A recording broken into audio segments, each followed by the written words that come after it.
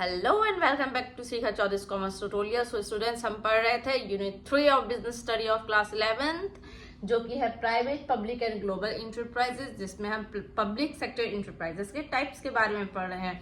First types हमने departmental undertaking already complete कर दिया है। आज हम बात करेंगे स्टैट्यूटरी कॉर्पोरेशन के फीचर्स के बारे में।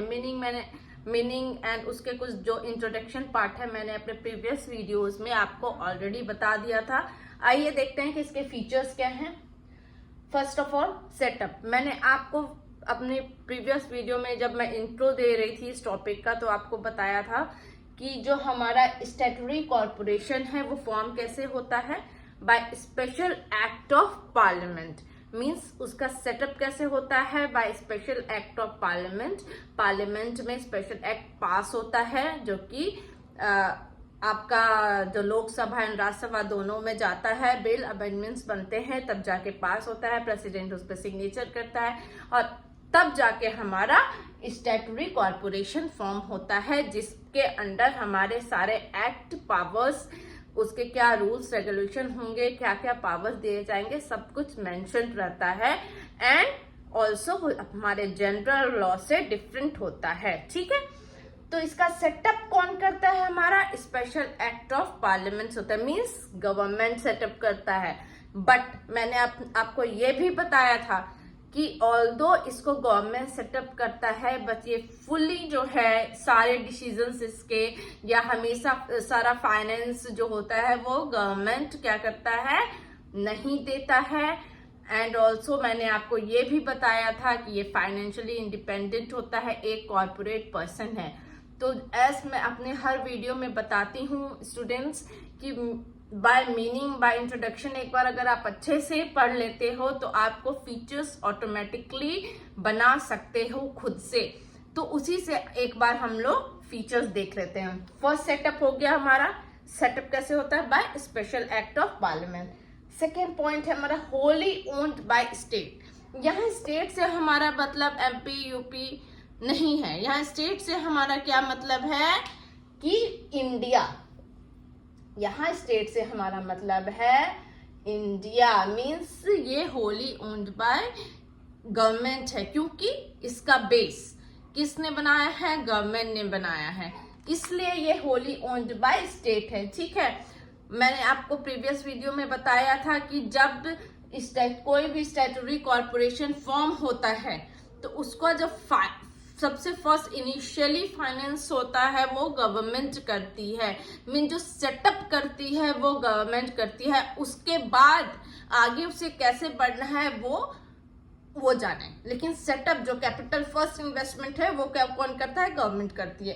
तो जो फर्स्ट सेटअप किया तो ऑब्वियसली ओनर कौन होगा, वही होगा।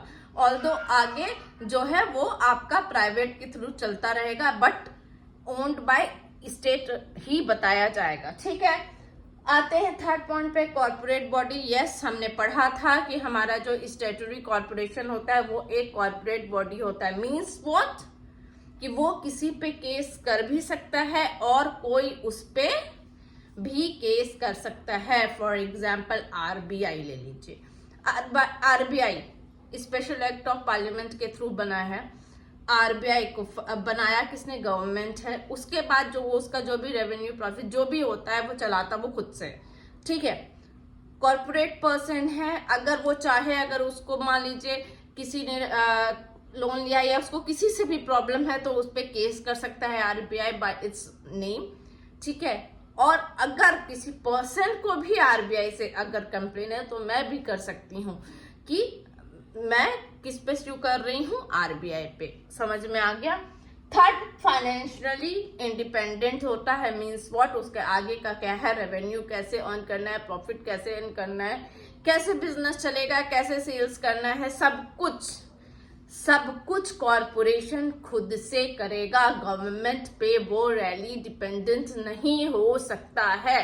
सिर्फ गवर्नमेंट कहाँ तक जिम्मेदारी लेता है, सेटअप करने का, उसके आगे का जिम्मेदारी किसका है, जो कॉर्पोरेशन है उसका खुद का है। ओके, फिर हमारा आ जाता है fifth point, differs from government auditing and accounting procedures.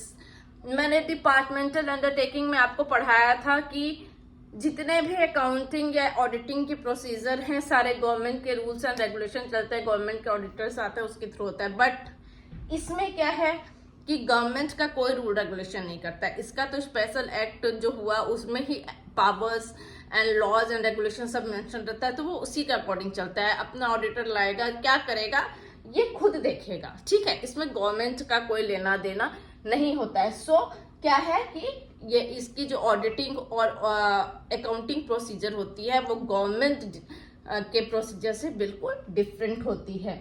Not government employ, जो हमारे स्टैट्यूटरी कॉर्पोरेशन के एम्प्लॉयज हैं उसको गवर्नमेंट एम्प्लॉय नहीं बोला जाता है। ओके, एक बार रिव्यू कर लेते हैं। Setup by special act of parliament, corporate person इसलिए कैन बी स्यूड और किसी को स्यू भी कर सकता है।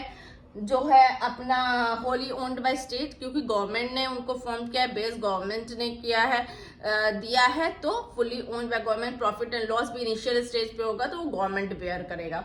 ओके, इंडिपेंडेंटली फाइनेंस्ड होता है, मीन्स व्हाट कि आगे जितना भी चलेगा उसको खुद का रेवेन्यू से ही सब कुछ करना है, उसको कैसे लाना है, क्या सोर्स ऑफ इनकम करना है, कॉर्पोरेशन जाने कैसे सेल्स बढ़ाना है, कैसे क्या करना है, बट गवर्नमेंट पे वो रैली डिपेंडेंट नहीं हो सकता है।